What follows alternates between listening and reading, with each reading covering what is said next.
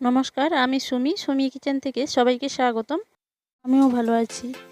তো আজ আমি আরও একটা নতুন রেসিপি নিয়ে এসেছি। রেসিপিটা পুরো দেখার জন্য অনুরোধ করব। আর যদি ভালো লেগে থাকে লাইক, কমেন্ট, শেয়ার করে দেবেন। নতুন বন্ধু হয়ে থাকলে চ্যানেলটা সাবস্ক্রাইব করে দেবেন। জ্যান্ত কাতলা মাছ আর আলু দিয়ে পাতলা ঝোল বানিয়ে দেখাবো। আর মাছটা এখনও জ্যান্ত আছে, দেখো।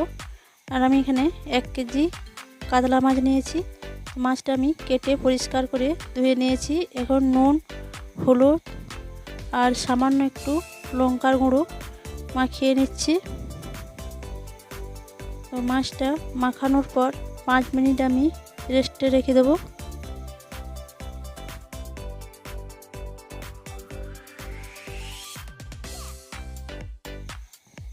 আর এখন সব কিছু মশলা দেওয়ার পর মাছটাকে খুব সুন্দর করে মাখিয়ে নিচ্ছি।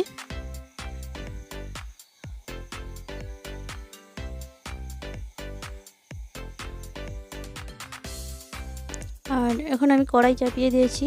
আর কড়াইটা আমার গরম হয়ে গেছে, তেল দিয়ে দিচ্ছি। আর তেলটা গরম হয়ে এসেছে, এখন আমি মাছগুলো সব ভেজে নিচ্ছি।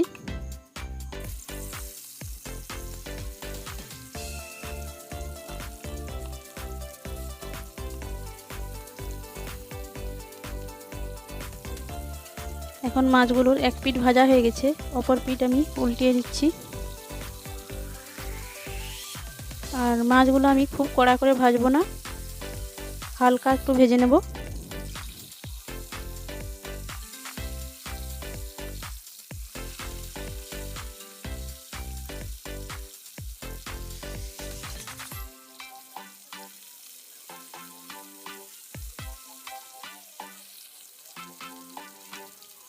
তখন আমার এই মাছগুলো ভাজা হয়ে গেছে, তো উঠিয়ে নিচ্ছি।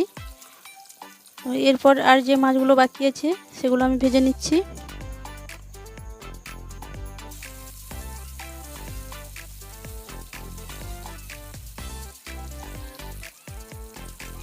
এক পিঠ ভাজা হয়ে গেছে, অপর পিঠ উল্টে দিচ্ছি।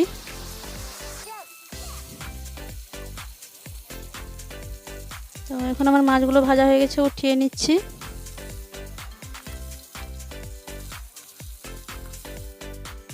আর এখন আমার যেই তেলটা বেশি হয়েছে মাছ ভাজার পর, সেই তেলের মধ্যে আর একটু তেল দিয়ে আলুগুলো আমি ভেজে নিচ্ছি। তো মাছের ঝোলের জন্য আলুগুলো আমি একটু বড় সাইজে কেটেছি। আর নুন আর হলুদ দিয়ে আলুটা সুন্দর করে ভেজে নিচ্ছি।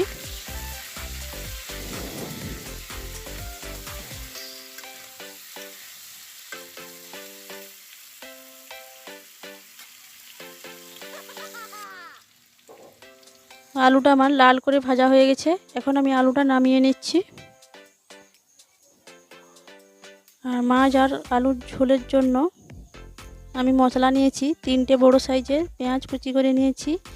আর 5 থেকে 6টা কাঁচা লঙ্কা, একটা টমাটোর কুচি করে নিয়েছি। আর এখন আমি নিয়েছি রসুন আর আদা। আর তার মধ্যে সামান্য একটু জিরে দিয়ে আমি পেস্ট করে নিচ্ছি। আর আলু ভাজার পর যে তেলটা বেশি হয়েছিল সেই তেলের মধ্যে আমি সামান্য একটু তেল দিয়ে দিচ্ছি। তো আমি কোনো তেল ফেলে দেইনি। তো সেই তেলের মধ্যেই আমি পেঁয়াজ দিয়ে পেঁয়াজটা ভেজে নিচ্ছি। এখন দিয়ে দিচ্ছি কাঁচা লঙ্কা।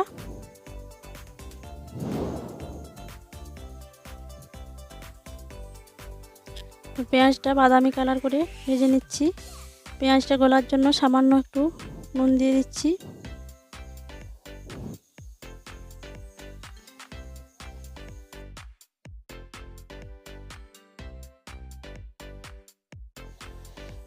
তো পেঁয়াজটা বাদামি কালার হয়ে এসেছে, এখন আমি টমাটোর কুচিটা দিয়ে দিচ্ছি। তো টমাটোরের ছালটা মোটা থাকার জন্য টমাটোরটা আগে দিলে টমাটোরটা ভালোভাবে গলে যাবে। এখন আমি আদা, রসুন আর জিরের পেস্টটা দিয়ে দিচ্ছি। তো মশলাটা আমি ভালো করে ভেজে নিচ্ছি।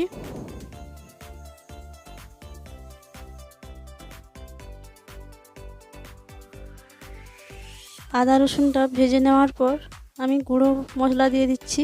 হলুদ গুঁড়ো 1 চামচ, আর শুকনো লঙ্কার গুঁড়ো 1 চামচ, গুঁড়ো মশলা দেওয়ার পর মশলা ভাজার বেশিক্ষণ দরকার নেই। এখন আমি সামান্য জল দিয়ে মশলাটা খুব সুন্দর করে কষিয়ে নিচ্ছি।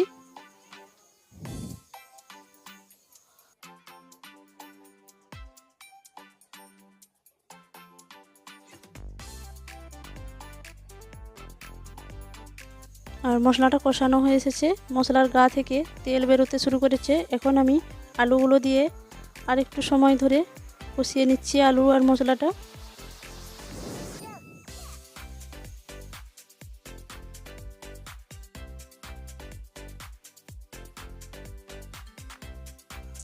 তো আলু আর মশলাটা কিছু সময় ধরে কষিয়ে নেওয়ার পর আমি পরিমাণ মতো জল দিয়ে দিচ্ছি।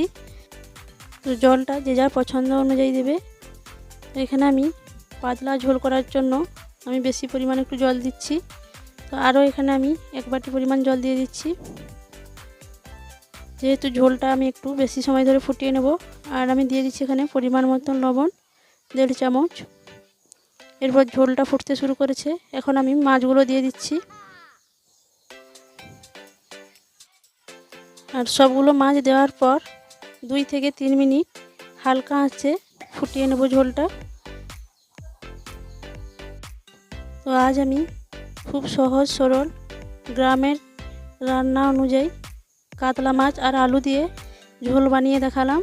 যদি রেসিপিটা ভালো লেগে থাকে লাইক কমেন্ট শেয়ার করে দেবেন। তো তোমরাও এরকমভাবে বাড়িতে ট্রাই করে দেখো, খুব সুন্দর লাগবে রেসিপিটা। এতক্ষণ পাশে থাকার জন্য আর পুরো ভিডিও দেখার জন্য অনেক ধন্যবাদ। ভালো থাকবেন সবাই, আর এইরকমভাবে আমায় সাপোর্ট করে যাবেন। আমি আরও এরকম নতুন নতুন ভিডিও নিয়ে আসবো।